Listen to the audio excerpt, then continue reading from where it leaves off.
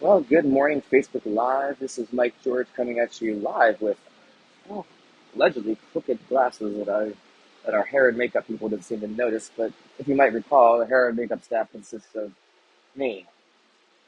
So that's kind of what happens. The side effects of being a one-man show. And as I always say on every broadcast, taking applications for a twin production assistant. So we don't discriminate.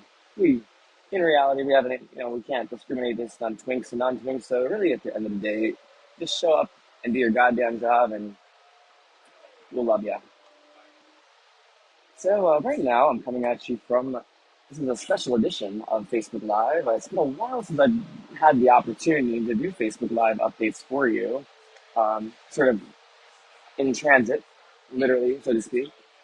And so I find myself at this time, at this beautiful noon hour on Tuesday, the 7th of May, 2024, uh, here on the Coda bus, little Coda, brought to you by the Central Ohio Transit Authority, Coda, otherwise known as our sole and our sole and number one transit provider in the greater Columbus region. So, yeah. If you are a God fearing commuter like me and happen to give a fuck about the environment, or just don't feel like paying absurd amounts of money to own a car, and you do find yourself taking a bus, make sure to take some time to thank your bus driver.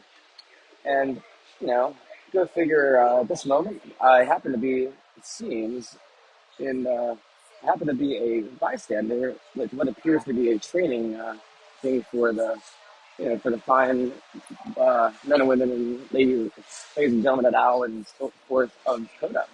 So it looks like they're training a new driver. So we got to be in our best behavior, civilian mode and such, so forth, as to I guess represent a proper tutorial of what the average bus rider would be, which I guess in the ideal world would just be sitting and chilling and not causing any mischief or disruption. Uh, and personally, at this point, I find myself I'm too old to give into the mischievous and destructive ways of my past, especially when they inconvenience the commute of my fellow bus riders. So it's Tuesday after Cinco de Mayo, and ain't nobody got time for that. All the mischief and mayhem, in theory, already occurred on Sunday. That's why I'm on the noontime bus, starting my day. So shoot, I'm on the number 3 bus here in Columbus, starting from the southwestern terminus, which is about, in Grove City, evidently.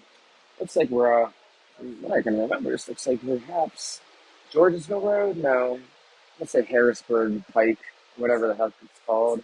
About 62. And heading right up on into Columbus, into downtown. Um, I got the opportunity last night to spend the night in beautiful old Grove City, Ohio, right on the southwestern pinwheel of Columbus. I'm not going to get into why or I was out here, but some of you veterans of the show who know my mischievous ways, y'all can fill in the blanks and put it in the comments below to share with the kids. So, yeah, not really anything too exciting here out here. We got our typical our typical suburban haunts. Wendy's, Raising Cane's. I just remember not that long ago that when I lived in Dayton, Ohio, and the closest Raising Cane's was in Columbus, and I seriously would drive the hour or so from Dayton into Columbus specifically to go to Raising Cane's. And then nowadays, how you see a Raising Cane's almost on every, I shouldn't say every corner, but I guess we'll say every sort of middle class enclave of Columbus now kind of contains a Raising Cane's. You got one on campus, you got one right there we just passed. You got one, I don't even know where this looks like some sort of south, I guess the strip mall of choice for the south. Oh my god, and there's a Popeyes. Holy fuck, there's a Popeyes and a Raising Cane's here, so fuck, I gotta make sure to spend some time down here. I got the good shit down here. Mind you, it's, car centric, you know, in one of the many car-centric outposts of this fine city. But by now I have gotten quite accustomed and comfortable with asserting my pedestrian privileges in the car-centric wasteland of these parts. However, I will say with Wanda presently, with Wanda presently uh, undergoing medical care, some rehabilitation, we'll call it. Uh, I I don't tend to put myself in situations where I have to be that foolish pedestrian in the middle of automobile hell here.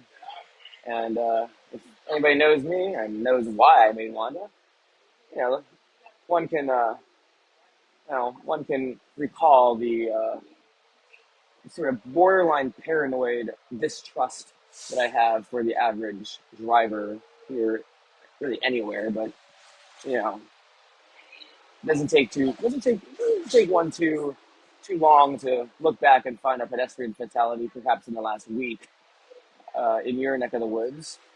So, hence Wanda. Hence why Wanda was born. And I have to say, I'm going to do a little bit of reflection on Wanda since she ain't here. We're gonna do a little bit of gossiping about Wanda. I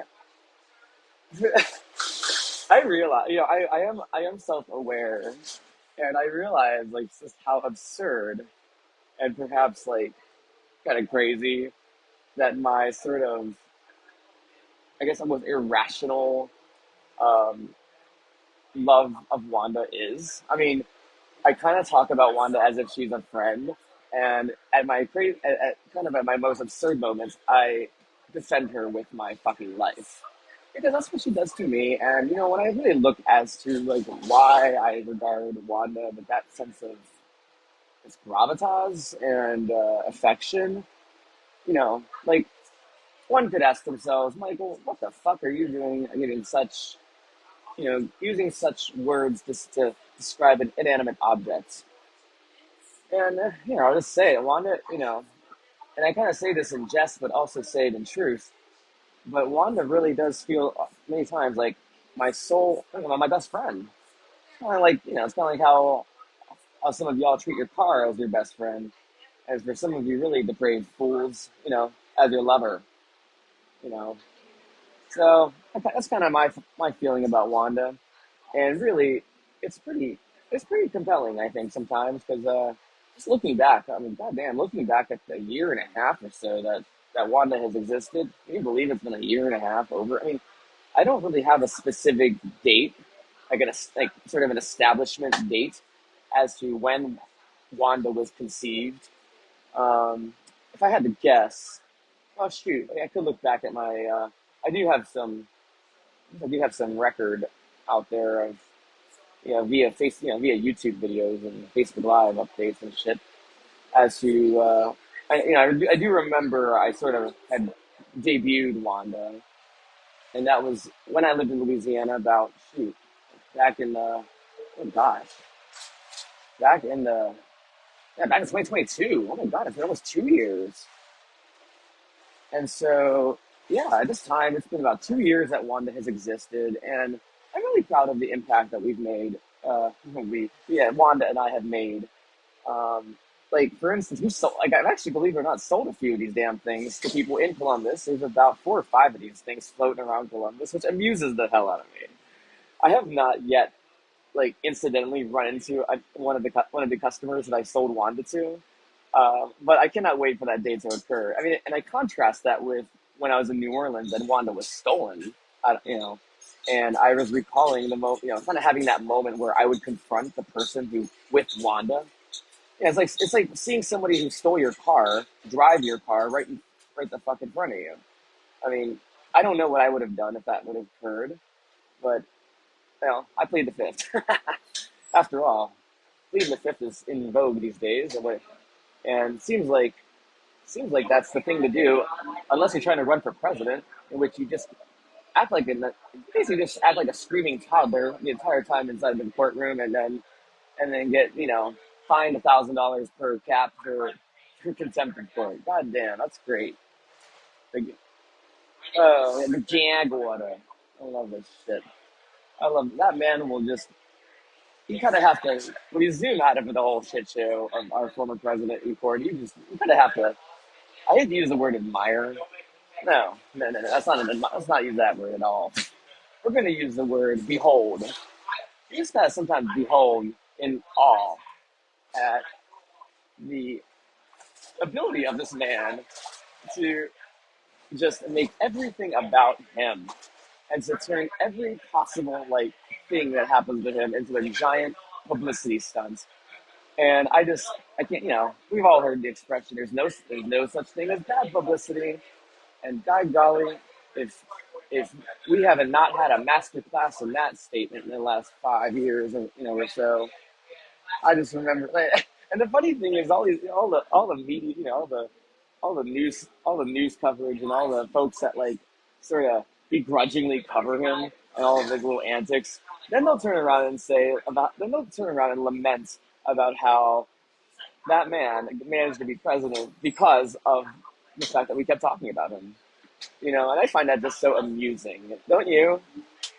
The fact that like we're all sitting here basically bemoaning like the rise of this man who obviously for some of you who saw my WWE post just going on about how WWE is basically like a genius at just creating drama and conflict and basically just basically just capitalizing and extracting money from conflict and from like division.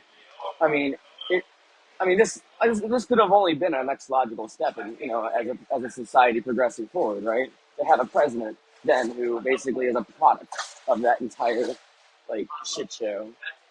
So, we get what we deserve, So, yeah. So moving forward, I guess one asks himself, well, how low can we go, really? Because at this point, I was kind of joke that, like, because I'm one of those narcissistic fucks who still would someday like to run for office, and I thought, man, if this fucking douchebag can do it, surely I can. And I used to worry about like, whenever I remember when I first started smoking weed and first, when I was coming out and all this shit. I was worried about my reputation and how it might affect my career and how it might affect, like the day I decide, God forbid, to do something in public office. But man, I'll just say thank you to Donald Trump for just continually lowering the bar on what it takes to like be taken seriously in today's society. And it's not just Donald Trump. Let's not give that fucking blowhard any more credit than he deserves. Let's like just consider the others, okay? Elon Musk, all right? As an engineer, as someone who like actually gives a fuck about trying to build something that betters this world, I just can't help but delight myself in how much misplaced faith are that like the average person, including like people that I once considered respectable, intelligent people, how yeah, Elon Musk, ladies and gentlemen, boys and girls, that's about all that man deserves for some name recognition. Let's go on here, shall we?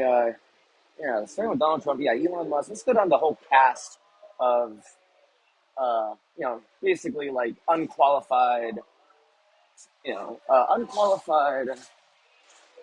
figureheads who rose to power, basically complaining and victimizing themselves as some sort of victim of others, of whatever you want to say, And this is gonna sound kind of fucked up, but I remember in the 2016, when we had that whole election in 2016, and the moment I started sort of introducing myself to the possibility of a Donald Trump presidency, which was about in March when Bernie Sanders lost and Hillary was the nominee, and that was sort of my point at which I checked out of that election, just and kind of hearing what would happen, and uh, hate to say this, but I was right, but nonetheless, I remember I sat down one time and forced myself to read Mein Kampf, which is Hitler's manifesto.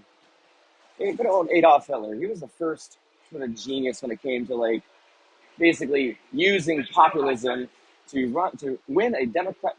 Let's remember that Adolf Hitler was elected, just like our former president. Um, yeah, I mean, he sort of wrote the book literally on how to use victimization and how to basically how to turn the adjective of pathetic and sad into a fucking campaign slogan essentially. And of course, you dress up the pig as "Make America Great Again." That's that was sort of the dressing on the pig, if you will. And it's amazing to sort of behold the resonance that simple and clumsy marketing strategy, like, it worked. Can you believe it? Once you believe it, it worked. And that just goes to show how fucking basic we are at eating this shit up. And man, I'm not gonna try to sit here and try to pretend like that I'm high and mighty. I'm just as guilty, I'm sure, myself. I mean, I was obsessed with The Apprentice back when that shit was on TV. All right, so goddamn. I mean, I can't I can't exclude myself from the list of fools that is sort of blindly followed this man through the uh, through the darkness. Um, and let's be honest. I mean, things were boring under Clinton. Clinton was too good of a president that everything just worked. Same thing with Biden. I mean, we don't tend to we don't tend to appreciate when our government actually does its job correctly and like efficiently and competently. We only just like with everything, and we learned this back in elementary school, right? I mean, nobody ever tunes in when everything's working right. Nobody ever gives a fuck when like things just come along correctly and efficiently. When things are going right, when things are coming along, just like this bus, we're just coming along here, and nobody's thinking a goddamn thing about the bus because we put our trust and our faith in the driver, right? So we can afford to just sit back here. I could afford to sit back here and just bullshit to you guys here on Facebook Live here, while others, they can sit back and we can just all kind of tune out and just think about all the other shit that's stressing us out. That's kind of, I guess, that's sort of the challenge, in a democratic society or really any sort of marketplace of ideas, where you got to try to persuade people. People, people want people want to be moved. People want to be emotionally driven, and that brings me to one of my favorite quotes, actually, from Margaret Rankle. I think that's her name. Yeah, Margaret Rankle. She's the environmental columnist for the New York Times. She's actually She's a Michigan gal, fellow Midwesterner. So that's one thing I loved about her. You can tell even in her the way she writes, she's got that like sort of folksy sort of way about her, kind of that I gotta do. Like I use the word yens in my formal writing because I think Jens is a great pronoun, and it's gender neutral, second person plural. Uh, you know, plus it's kind of a hallmark of being from the Pittsburgh area. So, but she's got similar kind of little folksyisms in her writing. She doesn't take herself too seriously. And anyways, one of my favorite quotes is from her, and it goes like something like this: people are not persuaded when they are informed. People are persuaded when they are moved. And as an engineer, as somebody who works in the sciences and somebody who once upon a time worked in academia and was kind of balls deep in that sort of world of academic writing and sort of all that jazz. It was I remember the first time I came across that quote, and I really had to kind of step back for a moment, and I was like, wow, that's so true. And I reflect on all the time and effort that I put into my own writing about being technically accurate, about being like, kind of on point when it came to the facts. And then I realized I was wasting my fucking time. Like, really my time should have been spent on how to sell, how to package it, how to make it colorful and bright and vibrant, how to make it stand out on the shelf so that people, you know, just like the tabloid magazines, just like the fucking National Enquirer that we're now kind of honing in on during this whole Trump thing. David Pecker's, David, I fucking love. This shit writes itself. My God. I mean, we literally are I'm watching a court ordeal unfold. That's basically like basically summarized in two words: gag order. Like, I swear to God, if somebody writes a fucking documentary about this year in politics and civics and courtroom drama, it's got to be called gag order. And of course, we already know Stormy Daniels is going to be in there somewhere. Hopefully, she's running the damn thing. Hopefully, she's like the producer. I mean, good lord, with the amount of bullshit that poor woman's had to suffer through, she deserves some sort of executive title in this nonsense. But gag order. Let's call it the gag order. The gagging me. That's fucking. I see that clip so many fucking times. And Donald Trump is going out there again, victimizing himself, trying to make himself look like the victim of a corrupt system, when really, just like with any other victim, who tries to pull that stunt, he's the system. So it's amusing to me. And it's amusing to me to see how bad he is at it. At least Putin did it with some finesse. At least Putin could, the Russian president, if he's going to invade another country and use some sort of victimization tactic to do that, at least he's like kind of somewhat savvy at it. God damn, it's an embarrassment sometimes to see like our version of that, and to then see like furthermore how many people fall for it and how many times we fall for it too. Fuck, I mean, that's probably the saddest thing of all, is knowing that we're probably going to make the same goddamn mistake in 2024, and it's just going to happen over and over and over and over and over and over again. Which brings me to the whole question, the whole definition of insanity, which is when you do something the same exact way and expect a different result. And that's kind of the stage we're at, ladies and gentlemen, boys and girls. So I try to remind myself, don't take life too seriously. Don't take yourself too seriously, because at the end of the day, people just want to have a good dumpster fire to stare at. And if you happen to be the star of that show, then have fun. And if you're already in the middle of the dumpster fire, and people are watching and pointing and laughing at you, at that point you just gotta maximize the sell, honey. Kick those feet high, girl. So, anyways, speaking of which, yeah, I've had no comments on this thing yet. You guys are boring as fuck. Apparently, I gotta be or maybe I gotta kind of emulate the selling tactics of being a big dumpster fire myself here. If I guess my hair could be in the dumpster fire, because it kind of does look like shit right now. Even to get this hair kind of. Eh. Anyways, that's the least of my concerns today. But anyways, I kind of digressed from the topic of Wanda. Remember, there was that topic to this, if you might recall. But yeah, looking back on Wanda and everything, I mean, Wanda has been like sort of my best friend throughout this whole thing, and I've said this before on earlier broadcasts you know, about the sort of the worst part of being homeless, which I hate that fucking word. I just say on tour. I'm on tour, baby. First of all, I'm not. I mean, I'm houseless, but home is something completely different conceptually.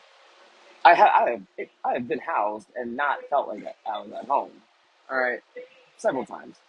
So comparing those instances to like the present situation, this present situation is much more desirable. And you know, yeah, I know I've already reflected on my thoughts on the H word, but hell, on that, just kind of going back, circling back around to Wanda. There are times when it really, when it does feel like Wanda really is my only friend. She's the only friend, but she's the friend that's there for me, literally. She's the thing, oftentimes protecting me from cars, otherwise not seeing me or giving a fuck about, and running me over and so forth. But she's also like, I mean, honestly, she provides me joy, and there's days in which, honestly, where that really is the only joyful part of my day, and I'm grateful for that.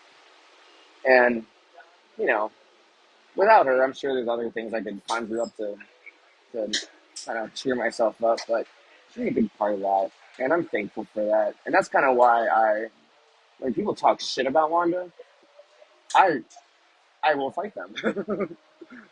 Not with Wanda, of course, even though that would be fucking hilarious. Um, but yeah, I mean, Wanda means a lot to me. She's become a sort of weird. Oh, I don't know. I mean, I'm not gonna say I'm a defender with my life. I mean, I can always make another Wanda. I mean, that's the distinction of an inanimate object versus a living thing, right? God forbid we ever reach the day where we can create living things. But I think we've seen enough episodes of Westworld and related sci-fi dramas to know how that unfolds. But yeah, I love Wanda, and I'm really grateful for her. And right now, I don't have I have Rhonda with me. Rhonda is Wanda without the spine, without the uh, without the primary structural components of the tiki torches. And so, mind you, I've had a good time with Rhonda. Rhonda's essentially like, I mean, basically just the two speakers, but instead of being unmounted on the ends of the tiki torches, she's just kind of freewheeling on the bungee cords, which, oof, is a whole other dimension and sort of the skill level required to gracefully kind of operate, kind of gracefully perform with her. Oof, big jump. Nonetheless, I think I've gotten a good comfort on it. I haven't, I mean, still, even with Rhonda, I haven't managed to, I've had zero safety incidents. OSHA would be proud. Uh, yeah, I haven't damaged any property with it, unwittingly. So, yeah. And I feel like with Wanda, though, it's starting to make a difference. Like, the whole point of Wanda would be beyond my own protection and such, sort of as a political, I guess you will, or marketing shtick, is in fact to promote the very simple notion that pedestrians do exist. To the surrounding drivers, to make us visible, but also like on a broader level to make pedestrians visible to, say, like city planners who design these roads and don't put sidewalks on them, for instance, or build or build intersections with no walk signs and shit like that.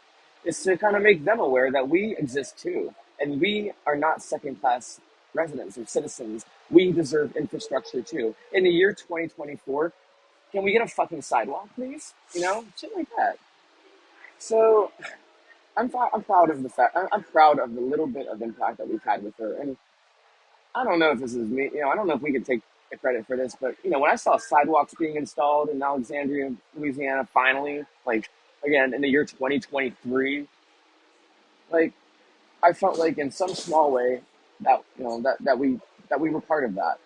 If nothing else, we made the city council people, who are the city leaders are there, that we put just a slight bit more fire under their butts to actually get that thing built.